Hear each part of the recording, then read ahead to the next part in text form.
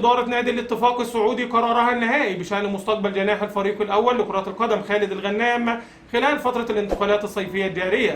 وجاء هذا القرار الحاسم عقب الأنباء والتقارير المكثفة التي ربطت اسم اللاعب بالانتقال إلى صفوف نادي الاتحاد لتدعيم خطوطه الهجومية. واتخذت إدارة الاتفاق موقفا واضحا برفض التخلي عن خدمات جناحها الشاب، مؤكدة استمراره ضمن القائمة الأساسية التي ستخوض المنافسات القادمة. وأوضحت المصادر أن تمسك نادي الاتفاق ببقاء خالد الغنام جاء بالتزامن مع انقضاء الساعات الأخيرة لمهلة الشرط الجزائي المتواجد في عقده، وأغلق انتهاء تفعيل الشرط الجزائي الباب أمام نادي الاتحاد وأي أندية أخرى كانت ترغب في التعاقد مع خالد الغنام دون موافقة ناديه مباشرة. وأبدت إدارة الاتفاق ارتياحا كبيرا لإغلاق هذا الملف المعقد، مشددة على عدم وجود أي نية لفتح باب المفاوضات لبيع عقد اللاعب خلال الميركاتو الحالي. ويعتبر خالد الغنام أحد الركائز التكتيكية الأساسية في تشكيلة الاتفاق بعدما قدم مستويات ممتازة طوال منافسات الموسم الرياضي المنصرم. ولفتت البصمة الفنية الكبيرة التي قدمها خالد الغنام أنظار العديد من الأندية الكبرى التي حاولت استقطابه لتعزيز صفوفها فور بداية الصيف.